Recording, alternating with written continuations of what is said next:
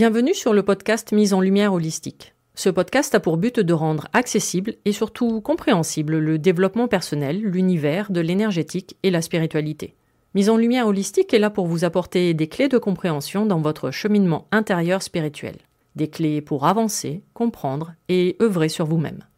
Je suis Véronique Thorezin, coach, mentor et thérapeute holistique quantique. Et c'est la maladie, une sclérose en plaques, maladie neurologique dont je suis atteinte depuis plus de 15 ans, qui m'a permis de découvrir et plonger dans le monde énergétique il y a plus de 10 ans maintenant. De par mes propres expériences, mes connaissances acquises, mes compréhensions qui sont devenues aujourd'hui mon expertise, je vous accompagne avec ce podcast pour un moment de partage, afin de vous permettre de transformer votre monde intérieur et votre vie pour retrouver votre pouvoir intérieur et votre souveraineté. Chaque semaine, seul ou avec des intervenants, j'aborderai de nombreux aspects de l'univers énergétique, tels le lâcher-prise, la confiance en soi, les différents plans de conscience, la médecine traditionnelle chinoise, ainsi que bien d'autres pratiques de la spiritualité. Et surtout, une notion chère à mon cœur, l'ancrage, la clé de votre être. Je vous souhaite la bienvenue pour ce moment d'écoute. Vous êtes un corps, une âme et un esprit.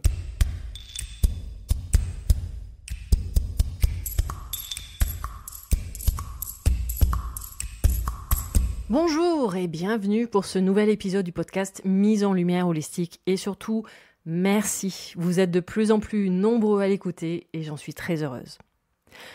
Bon, aujourd'hui, sujet très délicat, je vais marcher sur des œufs, je ne suis pas sûre de me faire que des amis. Si vous avez l'habitude justement de m'écouter ici ou sur les réseaux sociaux, vous avez déjà un peu une idée de mon état d'esprit sur le sujet de l'hypersensibilité, de ce nouveau phénomène très à la mode et surtout très vendeur. Effet de mode, évidemment que oui. Il suffit juste de regarder à l'heure actuelle tous les articles, les livres, les objets et même les coachs spécialisés sur ce phénomène. Et je suis même persuadée que peut-être vous êtes arrivé par hasard sur ce podcast car le sujet vous concerne. Alors si vous attendez de moi que je sois conciliante, que je vienne vous rassurer, passez votre tour. Arrêtez ce podcast maintenant, cela ne sert à rien d'aller plus loin. Par contre, si vous désirez comprendre votre hypersensibilité différemment et surtout de parfaitement la vivre dans votre quotidien, restez avec moi.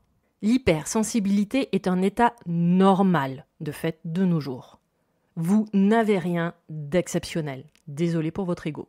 Car oui, vous aurez bien compris que l'hypersensibilité, comme d'autres phénomènes comme les HPI, zèbres et j'en passe, sont de la création de la part de votre mental qui a besoin dans ce monde de vous enfermer dans des cases pour se rassurer.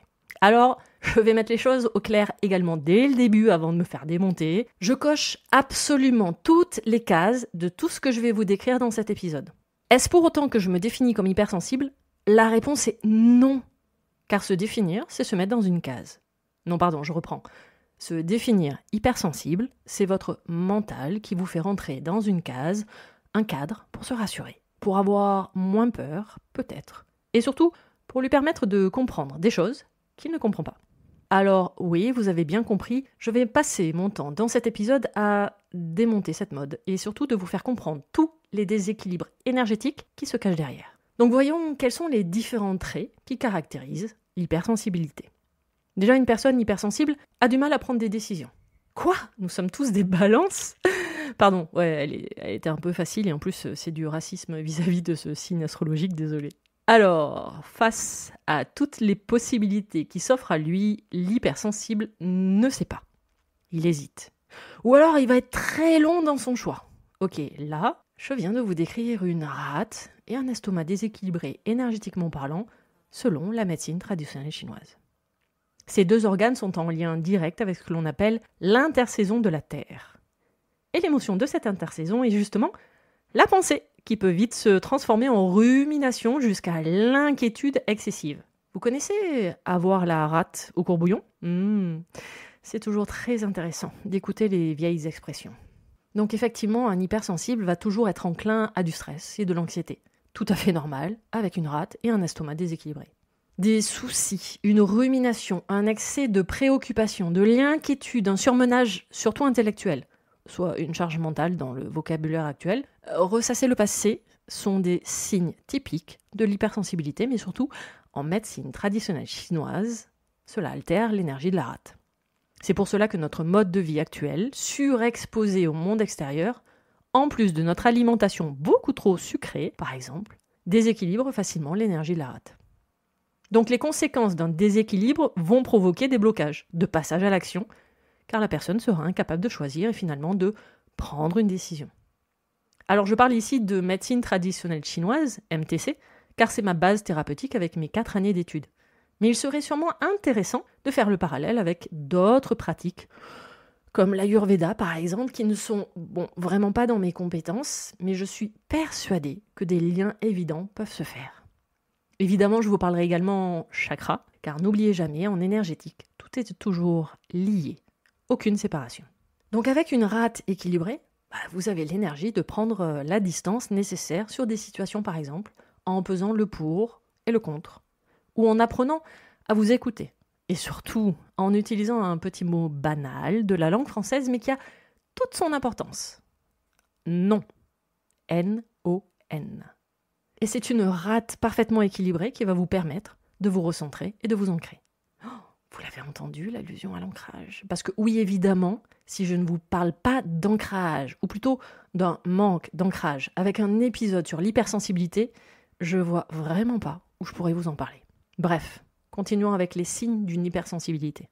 Une fatigue récurrente. Une fatigue physique, émotionnelle. Alors d'abord, une fatigue physique en MTC, lorsque la rate est en vide énergétique, ces différentes fonctions peuvent être déséquilibrées, provoquant ainsi une extrême fatigue. Exemple, si la sieste est obligatoire après votre repas, ou alors si vous êtes un adepte du grignotage, allez voir votre rate. Elle a des petites choses à vous dire. Fatigue également due aux interactions avec les autres. Alors le mot du développement personnel vous parlerait de vampire énergétique, c'est-à-dire que les gens autour de vous vous prennent votre énergie. Donc résultat, vous avez besoin de vous recharger seul et très souvent dans la nature. Donc petite question vis-à-vis de ces fameux vampires, pourquoi vous leur laissez prendre votre énergie, c'est-à-dire d'avoir le pouvoir sur vous-même? Définition d'un introverti. Ce n'est pas celui qui est timide ou qui ne parle pas beaucoup, c'est celui qui est capable de se recharger tout seul. Et du coup, un extraverti n'est pas uniquement celui qui parle fort et qui prend beaucoup de place, c'est celui qui a besoin des autres pour se recharger, car il ne sait pas le faire lui-même. Bref, la définition d'un vampire. Donc les interactions avec les autres vous fatiguent. Ça me semble quand même un peu normal, en fait. Mais en même temps, nous n'avons pas forcément besoin de toutes ces stimulations extérieures. Alors si vous venez de me répondre, si quand même, c'est obligatoire ou je peux pas faire autrement, alors déjà, je dis bonjour à votre mental, mais surtout, c'est de regarder ce que vous pouvez changer, là, dans votre environnement. Je parle famille, amis et boulot. Et si c'est une question de survie pour vous, il serait peut-être temps de prendre en compte des changements plutôt que de vous plaindre. Victime, bonjour. J'adore passer du temps avec mes amies, celles que j'ai choisies et celles qui me nourrissent, dans tous les sens du terme. Elles se reconnaîtront. Mais elles savent parfaitement que j'adore également être seule, chez moi, sans sortir, ni voir personne. Et parfois, pour me sortir de chez moi, peut être très compliqué, même si certaines y arrivent. Mais ce que je veux vous expliquer par là, c'est que j'essaie d'équilibrer au maximum mes interactions sociales avec mes périodes de repos et d'introspection. D'équilibrer en fait le plein et le vide. Quelqu'un d'hypersensible va se sentir également irritable facilement. Le moindre événement va le contrarier et ses émotions vont devenir désagréables. Les pleurs faciles et réguliers permettent aux hypersensibles de se décharger émotionnellement. Alors déjà, on relativise, ça arrive à tout le monde quand on est fatigué. Et puis là, je viens quand même de vous distiller de nouveau quelques infos. Irritable, un peu de colère, débordement d'émotions, pleurs. Mais dis donc, on serait pas sur un petit foie déséquilibré? Ouais, je parle toujours MTC, des formations professionnelles, désolé. Alors MTC est chakra du plexus solaire, mais en même temps, c'est exactement la même zone. La rate, l'estomac, le foie et la vésicule biliaire, faisant référence aux différents déséquilibres énergétiques en MTC, ont comme premier point commun de se trouver dans la région du plexus solaire. Or, la fonction première de ce chakra est d'être le siège émotionnel, de votre puissance personnelle et de votre intuition. Pas de bol pour ce chakra du plexus solaire, il est placé sur votre plan énergétique du mental. Et c'est pour cela que j'ai créé un programme en ligne dédié aux 7 chakras. C'est pour vous expliquer absolument tout ça. Et surtout, de vous permettre de faire tous les liens énergétiques entre toutes les différentes pratiques. On pense toujours chakra du troisième œil pour l'intuition, effectivement, mais pas pour les mêmes raisons. Je parlerai du troisième œil tout à l'heure, car oui, je ne vais pas vous mentir, une hypersensibilité est également due à un déséquilibre de ce chakra couplé au chakra couronne. Petit rappel linguistique, hypersensible. Donc dans le mot, il y a quand même hyper. Et selon le dictionnaire, cela exprime un accès, une intensité supérieure à la normale. Donc désolé, cela signifie bien quand même qu'il y a un déséquilibre quelque part. Et apparemment ça a l'air cool, c'est super normal pour votre mental d'être déséquilibré. J'ai dû louper un truc encore une fois dans cette société. Je savais que je n'étais pas totalement adaptée, bref. Donc si on dit toujours que les personnes hypersensibles sont super émotives, dans une empathie parfois exacerbée, que ces personnes vont prendre soin énormément des autres, qu'elles sont attentives au bien-être des autres, en tant que thérapeute, je viens de vous donner une définition rapide de la position du sauveur dans le triangle de manipulation de Karpman. Donc petit rappel, avant de prendre soin des autres, car oui, vous avez quand même le droit de le faire, mais sans que cela n'ait d'impact sur votre santé, prenez soin de vous avant tout, car cette position de sauveur va également vous fatiguer. Donc une forte intuition, des sens hyper développés, les odeurs, le sens du détail sont des signes, cette fois-ci, d'un déséquilibre énergétique au niveau du chakra du troisième œil et chakra couronne. Pourquoi du troisième œil ?